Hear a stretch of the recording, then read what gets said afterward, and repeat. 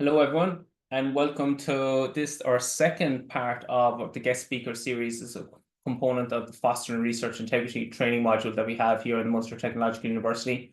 My name is Sean Lacey, and I'm the Research Integrity and Compliance Officer here at MTU, and I'm delighted to be joined by Dr. Oskar MacGregor from the University of Skövde, who's going to lead us on a very interesting talk today. We very much welcome questions throughout the talk. During the talk, if there are any questions, maybe you can pop them into the chat. And there will be time at the very end for a Q&A with Oskar if you have any questions as well. So before I hand over to Oskar, I'll just do a small bit of an introduction and then we go. So Dr. Oskar MacGregor is a senior lecturer in informatics at the University of Skövde with a current specialization in privacy and artificial intelligence ethics, a long-standing research background in philosophy and cognitive neuroscience, and significant experience working with research ethics in practice. He also works as an expert, scientific and ethics reviewer, among others, the European Commission's Horizon Research Funding Framework, in addition to various public and private research funding bodies. And today, Oskar is here to speak to us on polishing brass on the Titanic. Fixing your methods won't counteract the existential threat of skewed incentive structures in academia. Over to you, Oskar. Thank you very much, Sean, and thanks for the invitation. I'm super happy to be here. I'm super happy to have the opportunity to talk about a topic that interests me so much. So as you mentioned, and just to get everybody on board here, my background is quite multidisciplinary. I've jumped between different topics. I spent a long time in academic philosophy, particularly in the UK, and then I've gone from there through the topic of neuroethics into neuroscience, and now I've wound up with working with artificial intelligence and so on. There's also been a sprinkling of law. I think I have some article published in what rightfully sort of belongs to sociology. So there's been a lot of different things happening over the years. But one of the things that's been kind of crucial for me or central in my academic and my scholarly journey so far has been the interest in methods. I've always had a long-standing, whether we're talking about how you build up robust philosophical argumentation or how you build up your empirical conclusions on the basis of your statistical analysis or so on. This interests me to no end. It's one of my big fascinations. But it doesn't take long when you focus on methods before you realize that there are kind of bigger problems afoot with the way the entire scientific endeavor is structured. And that's what I'm going to be talking about today. So this is just to say that I've had a big interest in this topic for a long time, regardless of which of my multidisciplinary fields I happen to be kind of coming at it from. And in addition to that, and as you mentioned, Sean, I also have a bit of some experience working with the kind of practicalities of research ethics. So I've been the head of the research ethics committee at the university for several years, where we worked with, implementing policy on the basis of Swedish legislation on research ethics and so on. So all that being said, I'm very excited to be here. I'm very excited to share my talk with you, even though the title is quite a mouthful. I'm gonna just share my screen there. Sean, does that show all right? That's perfect. Yep. Thanks, Oskar. Excellent. All right. And as you can tell, the point here is we're going to go beyond methods. And I've done different variants of this presentation before, but I really like the metaphor of the Titanic, and I hope that it's going to become obvious to you as we go through this. Now, as Sean said, if there are any questions in the meantime, feel free to pop them in the chat, but I'm not keeping an eye on the chat. So if you pop them in the chat, make sure you provide enough context in your question that if we come back to it at the end of the presentation, that at that point I understand what the question is about, as it were. Also, I would say that personally, I have no problems with being interrupted in the meantime if there's anything, so you don't have to wait until the very end. Although I don't know what you normally do in these sessions, so it's all good to me, basically. So what I'm going to do today is I'm going to talk briefly about a couple of things. I'm going to talk first of all about the state of science today as a kind of monolithic endeavor. And of course, it's not a monolith, but we're going to simplify a little bit and zoom out and look at the big picture beyond disciplines and so on. In the second section, we're going to talk about some of the ongoing problems with research methods, and you may be familiar with some of these. They've gotten a lot of attention, or they may be new to you, so I'm just going to do a brief kind of run through them. Then I'm going to move on to the crux of kind of what this talk or what my perspective is about, and that's about that. Yes, the methods problems are problems, but they're far from the only one, and there are deeper underlying issues at stake here. And then finally, I'm going to end with a bit of an attempt to be, let's say, a tad optimistic and try to hope that we can come up with suggestions that might push things in the right direction. So we're going to start with a description of the state of science today. And the first thing we should say is that science, like the Titanic, is big. I mean, huge. So I've gathered some numbers for you here. We have an approximation that there's about 12 million researchers globally today. This is a far, far, far higher number than what we had, say, a century ago by orders of magnitude. So this is something which has increased enormously and which is continuing to grow quite significantly. Likewise, we have an enormous increase in the number of universities that exist in the world compared to just a couple of decades ago. So I don't know how old Munster Technological is. I know that the University of Skövde, where I'm based, recently celebrated its 50th anniversary, something like that. So it's a good example of the sort of university we would not have had just within living memory, as it were.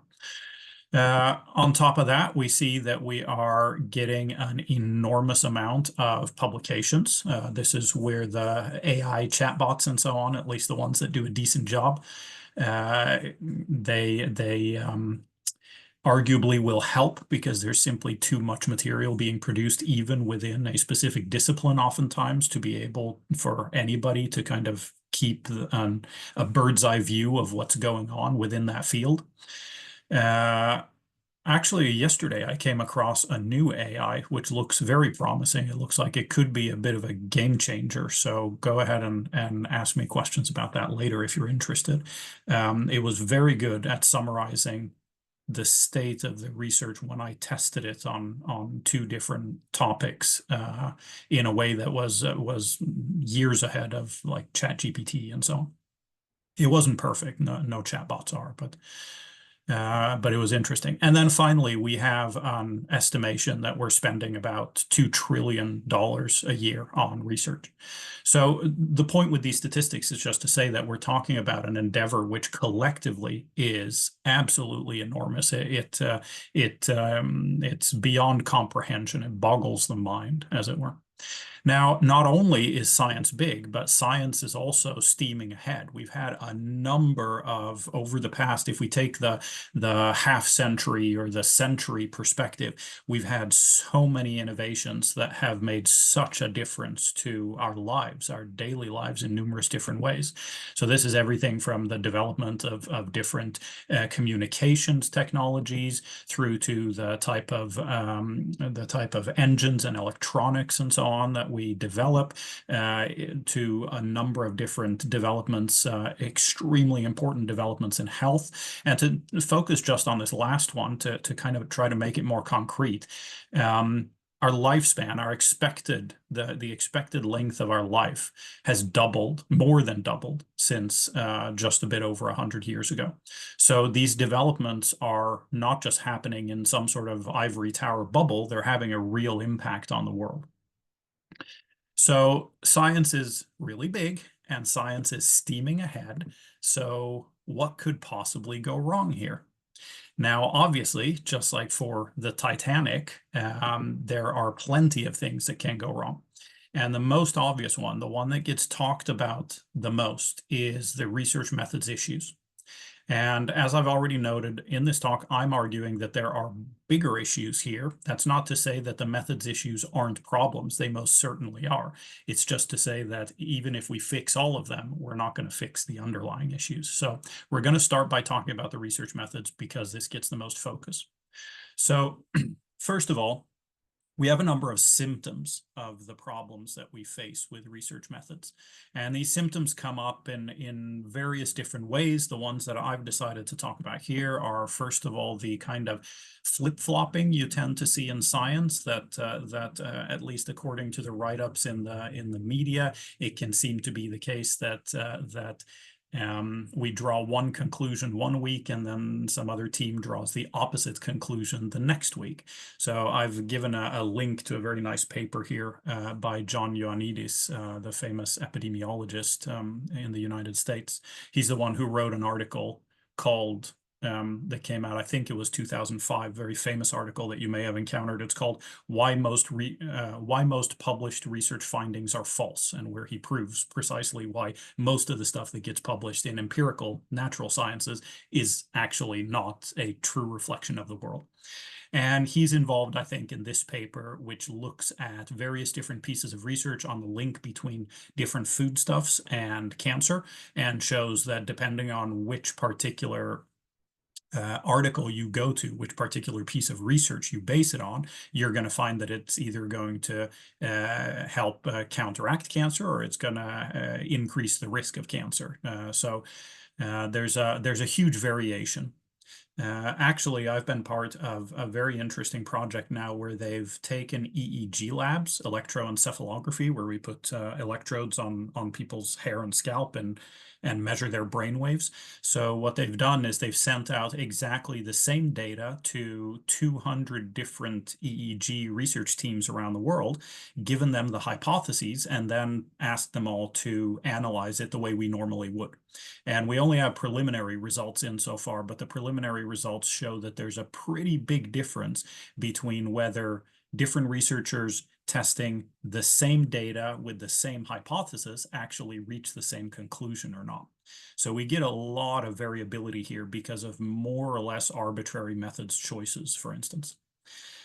Another issue is the failure of replication. And you may be familiar with this. In 2015, I think it was, there was an article published in Science with some 200 or so authors, which was about trying to replicate some of the central findings in psychology. So psychology as a science is like any other science based on certain established truths that we've kind of discovered over the years, or at least this is the idea. And they took this hypothesis to task and discovered that about 2/3 of these foundational central findings that have been taken for granted within the field of psychology for years did not actually replicate in labs across the world, meaning that they were arguably false or spurious to begin with.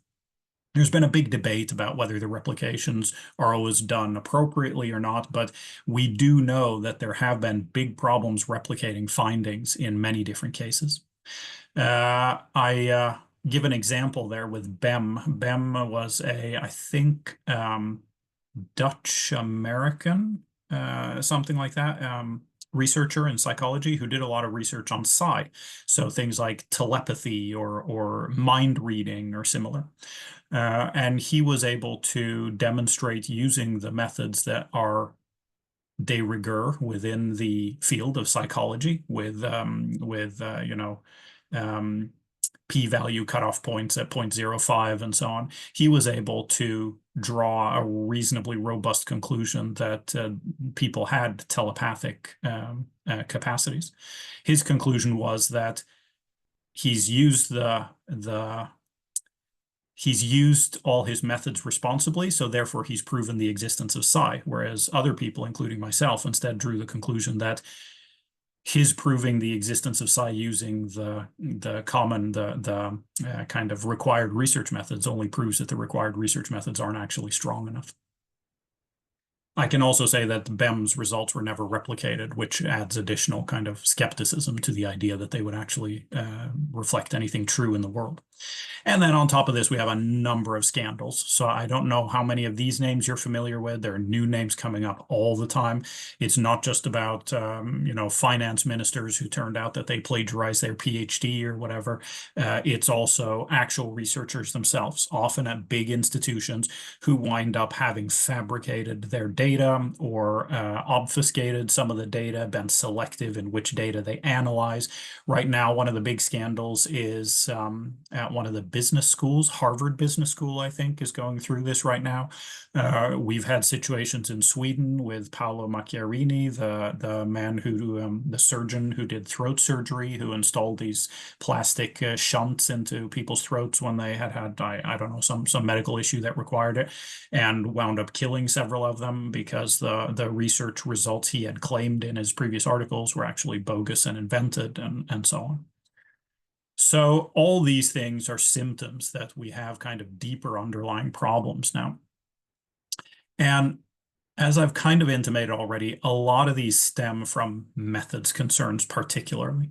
And there are a number of methods concerns, but just to give you a flavor of the sorts of things that we worry about when we talk about problems with methods, it would be the following sorts of things. So it would be, for instance, that we're using very small samples. This is rife in many fields, that we use a sample of 8 individuals or similar. Oftentimes, we can also say in relation to this that people don't really respect the distinction between exploratory and confirmatory statistics. So in a lot of fields, we tend to do exploratory work, but then we use confirmatory statistics, which means that our results don't even make sense at the methodological level. But because we're never taught this in our methods classes or by our PhD supervisors or similar, we just keep kind of passing on the incorrect way of doing things from one academic generation to the next. We also have issues with harking. Now, I don't know if you're familiar with this, but harking stands for hypothesis after results known. BEM was a big proponent of this. He wrote a very popular introductory methods book for psychology graduates and so on, which was taught all around the world for several years.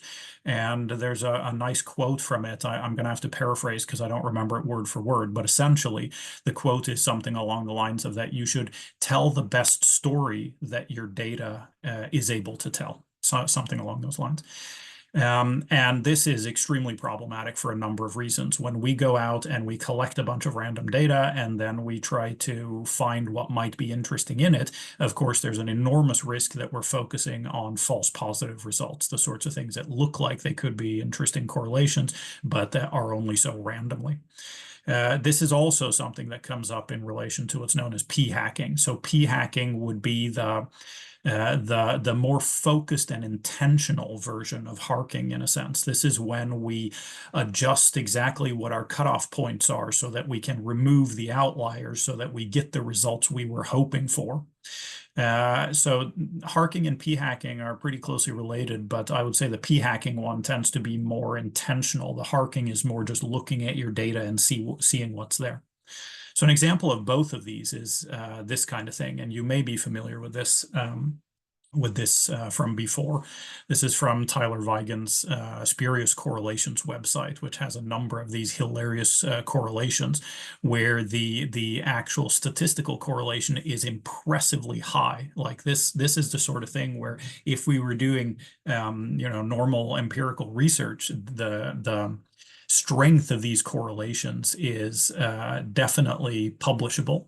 But what Vigen has done is he has simply gone onto databases and matched up charts that happen to look similar.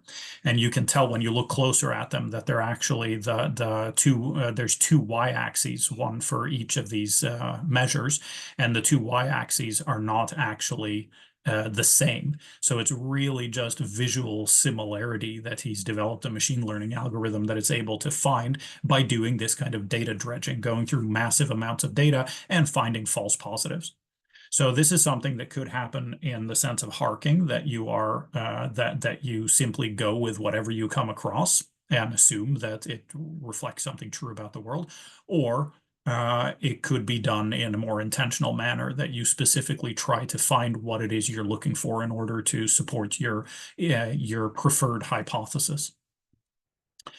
And then finally, we have the example of outright forgery, the sorts of things we often talk about in the research integrity, research ethics context. So things like fabricating your data, plagiarizing, etc. These are only examples of the sorts of things that we talk about when we talk about methods concerns, but they're the ones that often come up as explanations for why we have replication failures and similar kind of phenomena, why we have the flip-flopping and everything I mentioned before. So what are the actual risks of this? Well, there's a bunch of different risks. There's, of course, a risk that the research results can't be trusted. We already know, I mean, the way I present this to my PhD students when I teach the compulsory research ethics class at the university is I tell them that any one study is never better than an anecdote. It's an academic anecdote, essentially.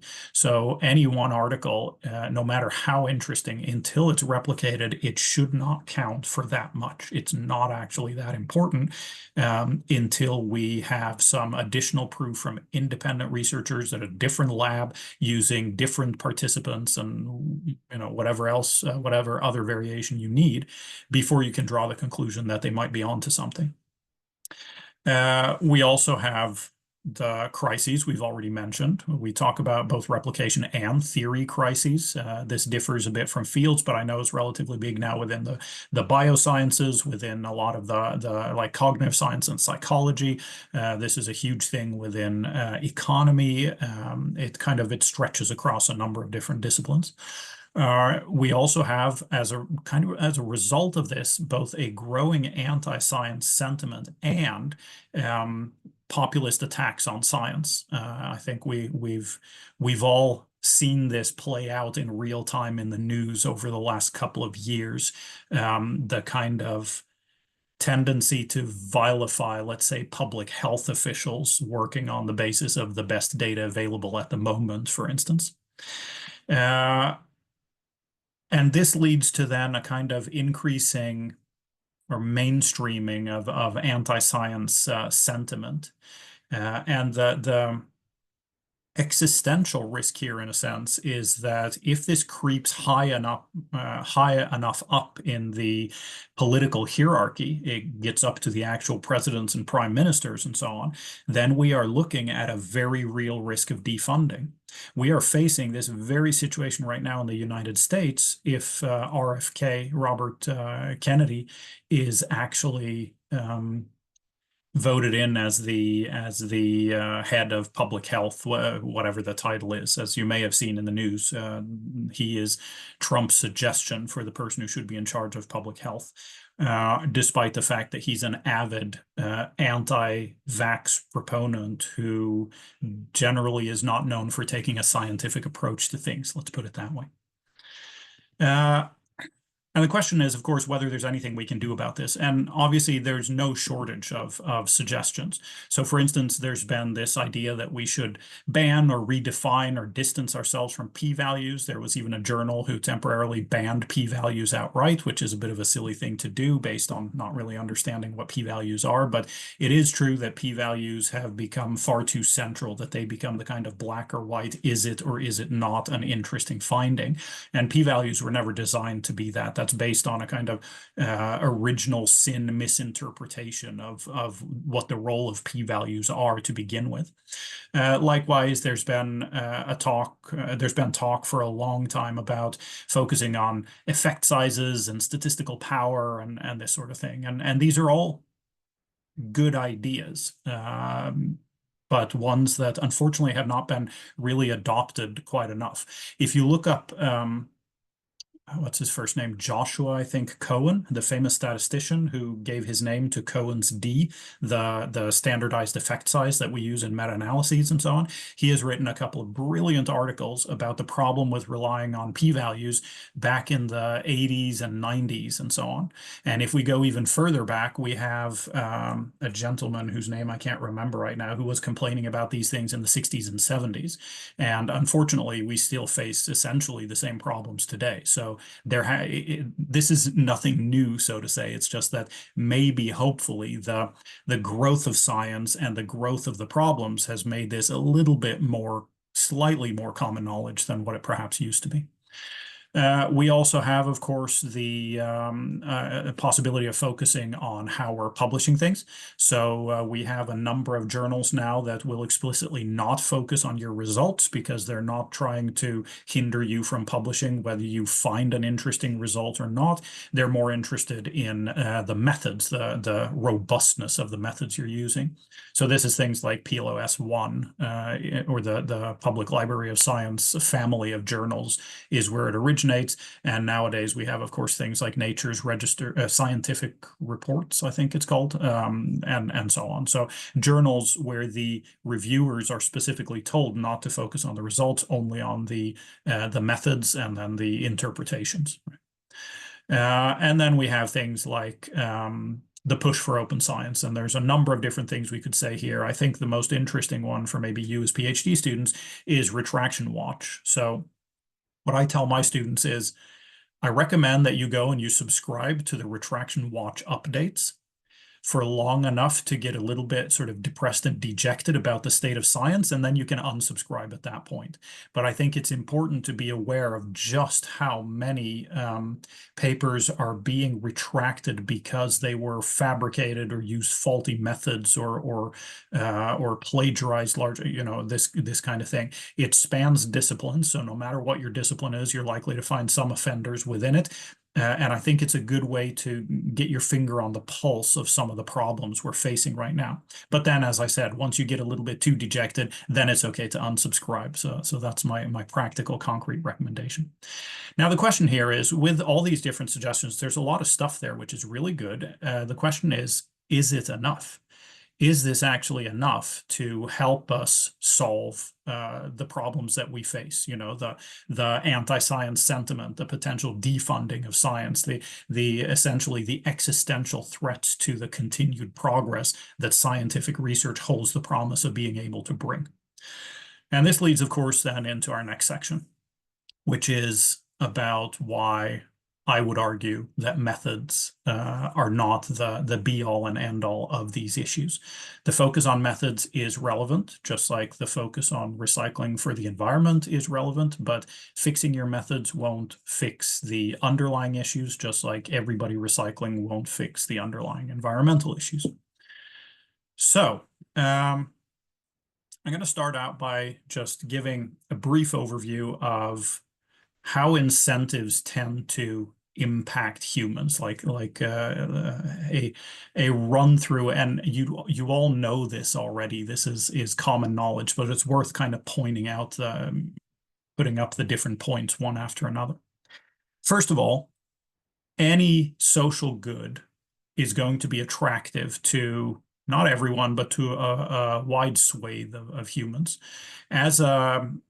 As a very social species, we have an interest in the things that improve our standing or improve our ability to survive or similar. So we're talking about, money or reputation, gains in reputation, or certain forms of security. It can be either physical security or some form of like material security, like financial security or similar. So we are naturally inclined to want to go after the things that appeal to us. Unfortunately, most of these things are also limited. This is, to a large extent, where very many different ethics discussions come from. We have social goods, but we can't give them to everybody. So to give a classic example, within the medical sciences, we have a number of people in need of, let's say, a new heart or a new liver or similar, but we don't have enough donated organs to go around to everyone. So because of this limitation, we have to decide who gets what.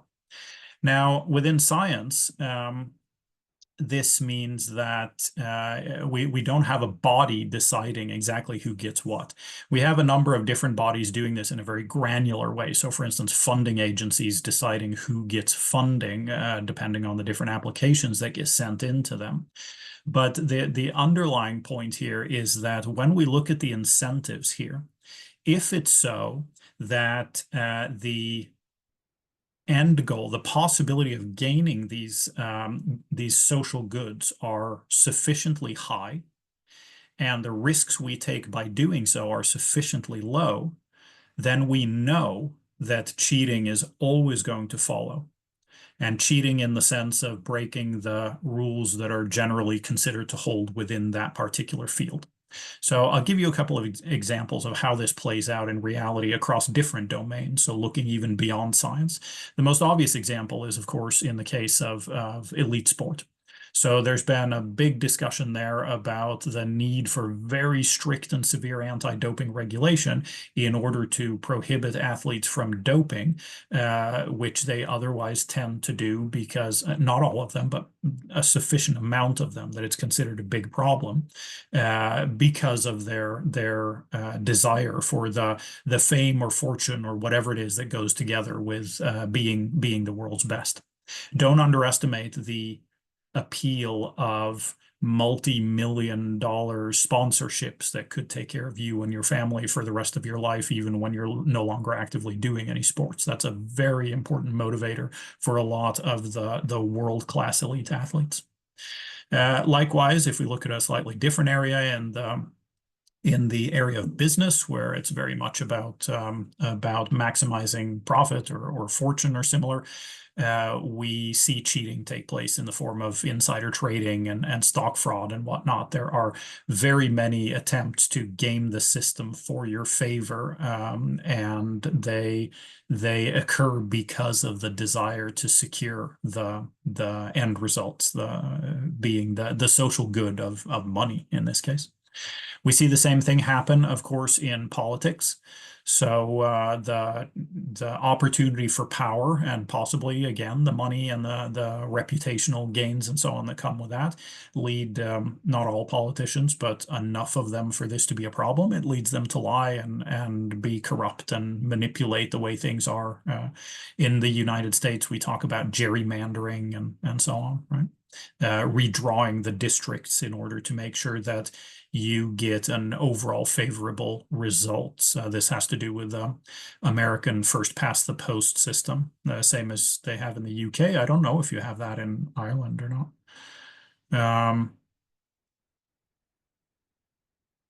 We have the same thing with science, right? The chance for scientists to win prizes, secure funding, gain some sort of reputation as being invited for talks at fancy conferences that they can charge 30,000 euros for or similar. This is a very, very appealing thing for, again, not all, but a sufficient amount of researchers that it helps to engender research misconduct. I should say this can also happen at a lower level, simply in the sense that individual harried, stressed out scientists may feel the pressure to come up with something just because of the environment they're embedded in, which is kind of a local variant. That's not really about thinking you're going to be the world's best. It's more about the incentive structures defining whether you have a future within the field or not. That's the whole publish or perish paradigm. Now, I would argue that in all these examples, but going back particularly to our focus on research, there's a central tension here. And that tension is between, on the one hand, this ideal of making general progress in science, of moving closer and closer to the truth. And I know truth is a controversial word within some disciplines. So depending on which discipline you're in, feel free to replace that for veridical experience or what have you. But then at the same time, we have, in the opposite direction, we have both the personal kind of success, because this is all about improving essentially your quantitative bibliometrics. And we do have a bit of a push now to move away from purely quantitative, how many times are you referenced by others and so on, because of all the problems related to it. But it still makes a big difference at the end of the day for most researchers' careers. There's a big focus put on what have you published, where did you publish it, and how many times have you had big publications. That's kind of the currency of most most jobs and promotions and funding decisions in a lot of the world of scientific research. But it's not only that. It's not only that we have these personal incentives. It's also that we work within a system where the publishers have a profit incentive to sustain. I don't know if you've read up on this, but the big publishing houses, Nature, Springer, Elsevier, etc., they make an absolute killing. Their profit margins are extremely high. And they do a lot of this off the back of researchers. So researchers will typically be editors for journals for no pay. They will be reviewers of journal articles for no pay. And they will be the authors of the articles for no pay, at least no pay from the journals themselves. There's no financial incentive directly from the journal or publisher itself to be published. The only financial incentive is downstream, in the sense that if I've published enough, maybe I secure funding, but not in a way that goes directly via the publishers themselves. So publishers make an absolute killing, and they have no interest in revising the models we have in order to be able to help the general growth of science if it comes at the cost of drastic reductions in their profit margins. So what happens in this case is that we get not only the methods issues we've already talked about, but we get a number of other features as well.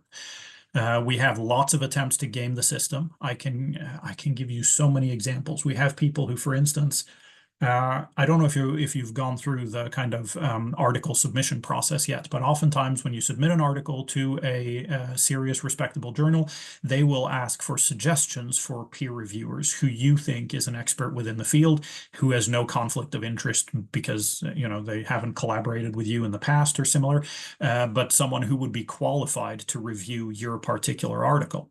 And there are a number of instances where people have come up with phony email addresses that sound like they belong to real experts at other universities, only they are under the control of the person who submitted the article themselves. So it's not the actual real institutional address of these experts. And then, of course, what the author does is they fabricate the peer review of these so-called experts in a way that so they're reviewing their own paper, as it were. There are very many different attempts to get around the various different limitations that the publication system introduces in this manner. We have also a bunch of other types of peer review scams. We have examples where editors will favor their colleagues and friends, so make sure that they choose the peer reviewers who are more lenient and likely to publish the things that their friend publish. The articles that their friends have written or their close colleagues. I have had an experience, a former colleague of mine sent an article into a journal.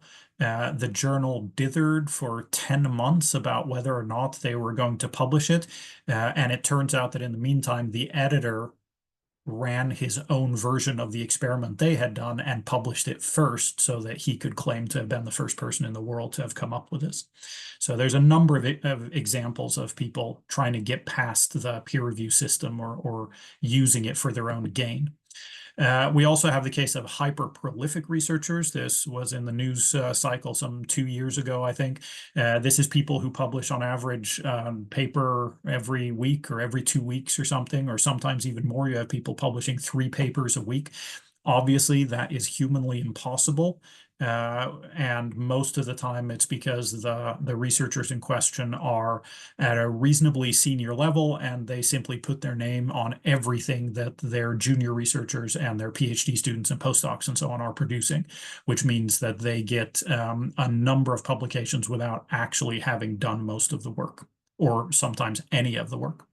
They used to teach this at the Ivy League institutions. A very good idea is to write a paper and then contact a very famous name within your field and basically gift them the paper in return for being able to slap their name on it, because if their name is on it, the editor and possibly the peer reviewers are more likely to look favorably on the paper. So it gives you a better chance of getting into into the prestigious publications. I don't know whether this is still the case, if they still teach this or not, but as a practice, I certainly know that it still occurs.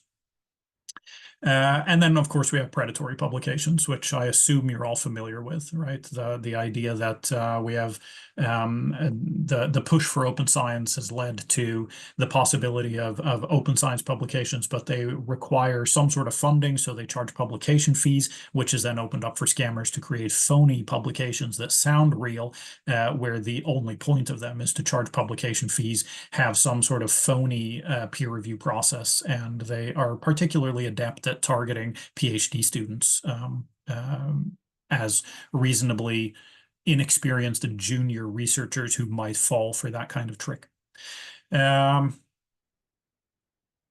We have examples of dangerous risk-taking. The example I've linked to here, I think, if I remember correctly, is about Lulu and Nana, the two twins that were born in China after He Jiankui, the Chinese researcher, had altered their germline DNA. So he had gone in with a CRISPR-Cas9 technique, and he had actually altered their DNA in a way that will then propagate to their children in the future. This is something which has been considered research ethically unacceptable in the past, but we've Jiankui kind of broke that moratorium, as it were.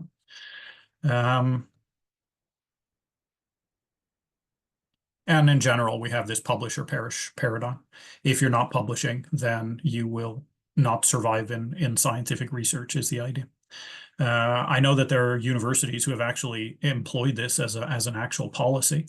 We review your job every single year, and if you haven't published at least 3 publications in top tier journals according to these and these criteria, then your job is under threat unless you've got some compelling reason for why you haven't been able to.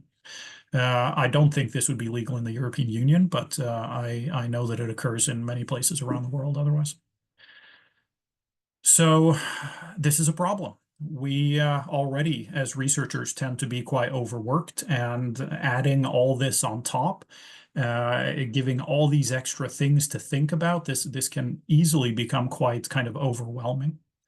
So I like to think that the big problem here is not only the methods, but also the fact that the whole incentive structure is set up in a way that unintentionally promotes bad scientific practices. And this goes kind of across the board. It emphasizes the personal and publisher success over the actual progress of science towards something like truth or veridical experience or what have you. So in the big scheme of things, the methods are really only a small part of this whole thing. Now, to briefly conclude, the big question is, where do we go from here? And I'd like to start with a quote. I have a number of suggestions here. These are suggestions that different people have shared. We've already kind of touched on them. This is about open science. It's about demanding more from peer reviewers, making the peer reviewers more diverse. It's about making sure we include any negative results, that we improve our methods in general. It's about making sure that we're channeling our funding in the right direction. I think that even though there is some merit to these, they're generally the types of things we've been trying for a long time. And as you note there, I also generated them with ChatGPT, so they're not entirely reliable in that sense. But it's the sort of thing you would realistically encounter when you start discussing these issues. I like this quote from Greta. "We can't solve a crisis without treating it as a crisis. If solutions within the system are so impossible to find, maybe we should change the system itself." So just 2 very, very brief suggestions. The first one is that we can change the incentive structure so that it incentivizes scientific progress. And this means that we would be focusing on not the personal or the publisher progress, but rather the movement, the development of science in a direction that is to the benefit of humankind, let's say. And exactly how we do so, I'm not going to go into the details of that. There are a number of suggestions, but this is an area that still needs to be discussed a lot and worked out. Another possibility is that we trivialize the incentives. So for instance, that we go to a lottery funding system where anybody who has a reasonable academic title that they're within a university has an equal chance of getting funding, and the funding is randomly dispersed every year by the funding bodies. Now, this may strike you as a ridiculous idea, but because the actual long-term gains of scientific breakthroughs are so incredibly uncertain where they will come from. When we run large, like Monte Carlo computer simulations of this, it turns out that lottery funding tends to lead to the best long-term outcomes according to the assumptions of the models, which to be honest, are quite plausible. We could also trivialize incentives by making publication trivial, making sure that anybody can publish whatever they want to. We kind of have a start with this with the different archive sites and so on, but it hasn't really caught on to the critical mass extent that it's going to start replacing the publication model we already have. Or we could alternatively look at increasing the punishment somehow. If you're found guilty of doing something wrong, then you run, like a doping athlete, you run the risk of being banned from your research field for a year or two. I have no idea how we would actually implement that in practice, but it is an idea that's been floated out there. More importantly, I would say that as PhD students, it's you guys who are going to be the future of academia. So whatever I've said here, it's much more important, I think, that you engage in discussions about the way that we might tackle these things. We all get involved in scientific research, I think, because we hope that it's going to help make the world a better place. Unfortunately, the reality is that right now, that's not really what it looks like. But I believe in you guys. The old stuffy professors, they tend to be quite kind of set in their ways. It's the new generation which actually makes things happen. I'm sorry I went a bit over time, but I'm happy to stay extra for questions if there are any questions. I don't need to leave exactly at past. Super. Thanks very much, Oskar. That was very interesting and very nice kind of mapping it to the idea of the Titanic as well. So I really like that. I'm just going to change the view here for myself. So just maybe look, welcome now, like Oskar mentioned there, if there are any questions, like you can unmute and ask the question or maybe pop something into the chat. And just while we're maybe waiting for maybe a question to come in, just some thoughts that I had as you were kind of working through things. So maybe just a point of information, Oskar, how old is MTU? We're 4 years, coming up to nearly 4 years old. Okay. We were two smaller institutes of technology that merged back nearly 4 years ago at this point. As a point of information for people in the room there, because Oskar mentioned about exploratory and confirmatory analysis. So we have resources. I popped the link into the chat about statistical analysis plan, and the idea, the comparison of a confirmatory against exploratory analysis, and kind of is mentioned in that. So that maybe could be a point of information for people in the room. And also, you mentioned a bit about authorship as well. So we have an authorship policy here in the university, and gift authorship is called out there. So it's great. I suppose it's reassuring to a certain extent. So things that we're doing in the university, that when we bring in an external speaker, that they happen to be mentioning these things kind of in another guise that kind of link into, but look, I suppose ultimately that we're on the right path to a certain extent. Maybe just one question then. So like, because that there are more just points of information. Small sample sizes. So you're saying that, to a certain extent, that can be a small bit of a methods issue. But obviously then in certain disciplines, it's the bread and butter to have small sample sizes, in some social sciences that you'd have. Like, how would you, what are your thoughts on that? So obviously, if you're doing like an interview study and the point is to go in depth with, rich, detailed descriptions, then you're not looking to do quantitative analysis of it. And in that case, you can get away with small sample sizes. So as you can tell, a lot of what I'm saying comes more from the natural, empirical, quantitative kind of background in a sense. So that's really where the small sample sizes are a problem, essentially, because with a small sample size, unless your effect size is enormous, you're not getting sufficient statistical power to be able to draw any reasonable conclusion with any confidence whatsoever. So I would say that there's a bit of a pass there if the intention is to do more the kind of rich, detailed textual analysis of interview responses you get or similar. Yeah, excellent. No, thanks, Oscar. So question there in the chat is, has random allocation been applied anywhere? Or if not, what is the extent of support for that approach? So there's been a bit of talk about it. As far as I know, it has been tried in a bunch of places, but I would actually need to look up the references to that. I know that there was recently a discussion about doing it in Sweden, and the decision by the state funding bodies, the research funding bodies, was that they were not going to do it at this time. They felt that it was too much of a change from the way they worked, which introduced too many question marks, and they were uncertain about it. But I think if you search for something like research funding by lottery, then there's going to be a good chance. Yeah, there's a number of research articles that come up in any case, and I see that there's been discussions in Nature over the past year or two about these sorts of things. So it's a big topic at the moment, let's say.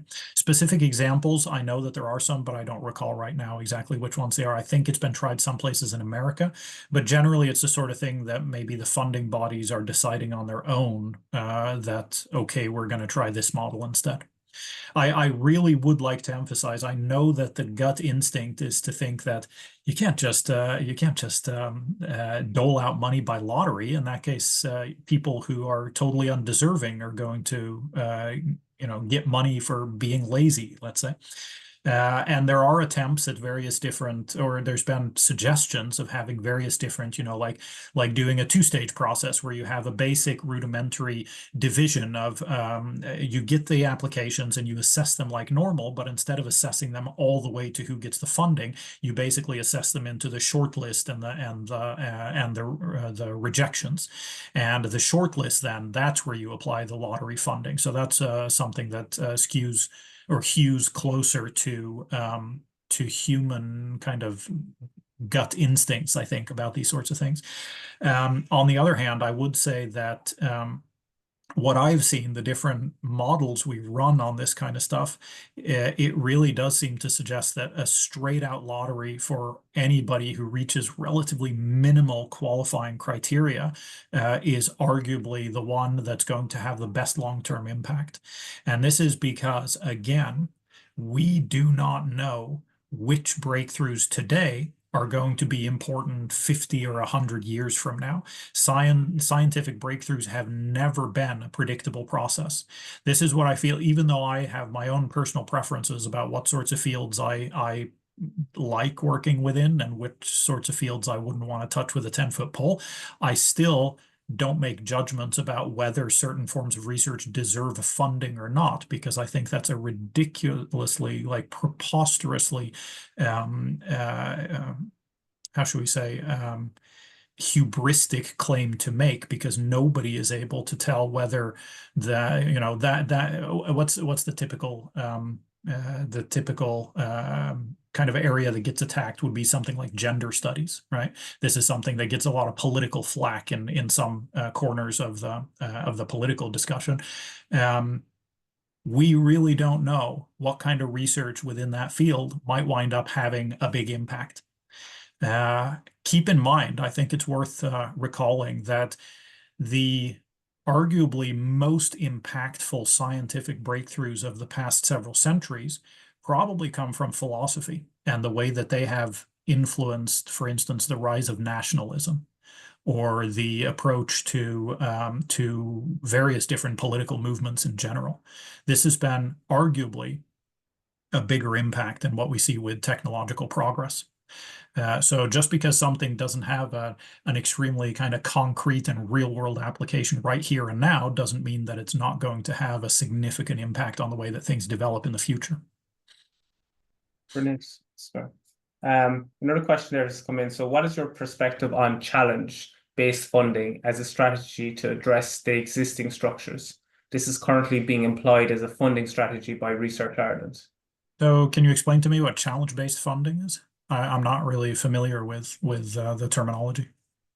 I can. Sure, yeah. So challenge-based funding is basically the way it's being run by Research Ireland is that they identify certain thematic challenges, and they want researchers to propose essentially a big idea for how they will address that challenge, and then within the program, it's kind of loose as to what methods you might employ. It can be completely, open to change over the course of the program. Every year, your progress is reviewed to see if you will get funded for another year.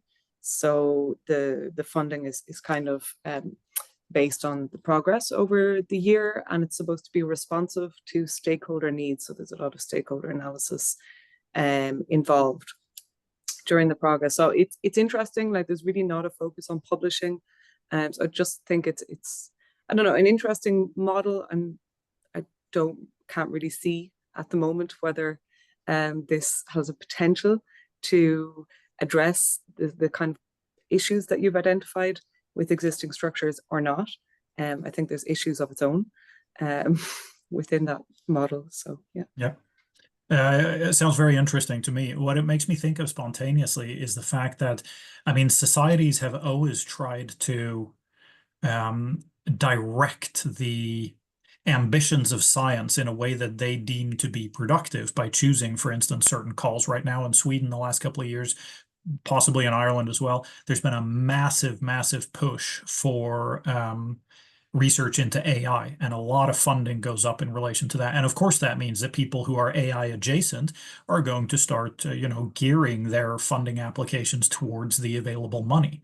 Even if you go back further, and we're talking not about research funding bodies, but we're talking about patrons of the arts and sciences who give money to projects that they like the sound of.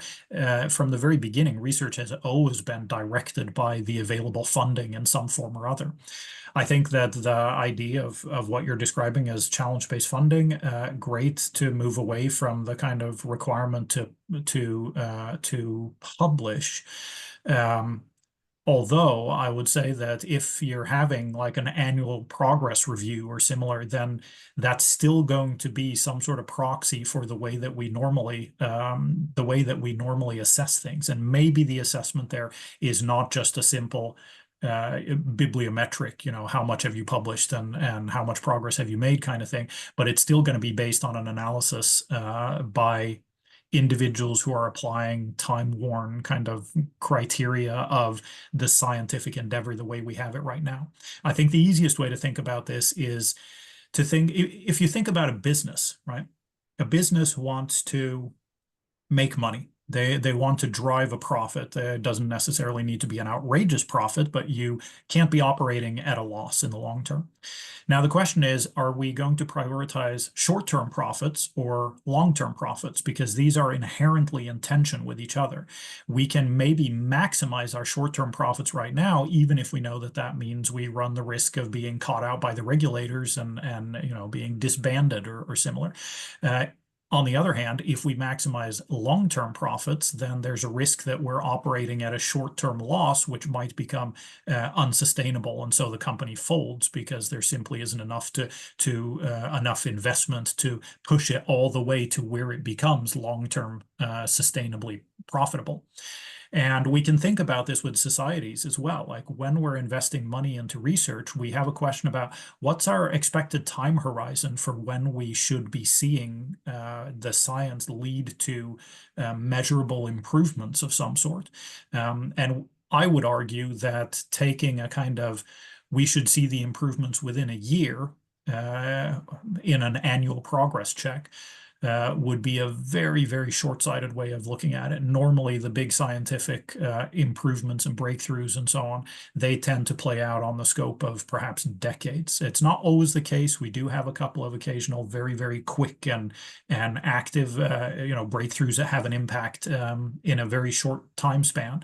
But even with something like, let's say, AI now and the release of ChatGPT, I mean, this technology existed several years before it was launched to the general public and we all started talking about it around the dinner tables and so on. Even there, it's not the kind of overnight revolution that many people maybe experience it to be. So I think that a lot of the problem with any form of funding is that oftentimes when they have whatever their measures are, whether they're publication-based or something else, there's a risk that there's exaggerated focus on the short term, which means that then we gear the way that we do the work to short-term perspectives, which means that we run the risk of losing out on a long-term, let's call it a scientific profit, as it were. And I'm not suggesting that there's an ideal balancing between the short and long term. I think this is something that needs to be kind of constantly adjusted and reassessed and so on. But I do think that we have, in general in science, we have an overemphasis on short-term measures and assessments and so on through and through, and that this is part of the problem we face with the way that we approach it. I think most researchers agree that the idea of gaining, let's say a fellowship at All Souls College at Oxford University. A fellowship at All Souls College basically means that you will be paid to do whatever research you want for the rest of your career. And if you want to do some teaching, you're free to do so, but you're under no obligation to do so. I think for most of us, that sounds like the dream. Like, as a researcher, I can just spend my time doing the things I want to do. I don't need to be burdened by admin. I don't need to teach 20 different classes in a year. All I need to do is focus on these deep questions. But of course, that's not an availability for everyone, but it's I do think that the type of progress that's made in those situations, if you get, instead of 3 years, you get 8 years funding, and you have the freedom in the meantime to kind of do whatever you want to with it, I think that is something that would arguably deliver substantial results compared to the kind of overly critically nitpicking approach to science that we've tended to develop in this, like, nowadays otherwise. Sorry, I went off on a sidetrack rant there. No, absolutely not, Oskar. It was very interesting and plenty of food for thought for us all here. If there's, I know we've gone over time, but Oskar said he didn't mind that, but I was conscious then at the same time that we have gone over. If there's no question, any additional questions, I think we could call this to a close. We can call it to a close. The one thing I'm going to do, and we don't need this in the video, I suppose, is I can share my slides in the chat before people leave, I thought. Perfect. That'd be great. Thanks very much, Oskar. And just to thank Oskar for all the work in preparing for today. I think that when you look at the slides, they were very appeasing to the eye and made it so much easier to kind of just even engage with it, So thanks very much for Oskar and all the time to do this as well. So Oskar is I suppose the second of 3 speakers that we're going to have as part of the guest speaker series we have it across the university. So in 2 weeks' time, we're going to have Professor Irene Diaz from the University of Oviedo, and she speak to us, and she's going to speak on her work on the gender gap in technology and how AI can be an opportunity to fill it. And hopefully we'll see some of you back for that. But for now, thanks very much for joining, and thanks very much, Oskar, for such a brilliant talk and great questions and answer session at the end as well. Thank you. Thank you very much.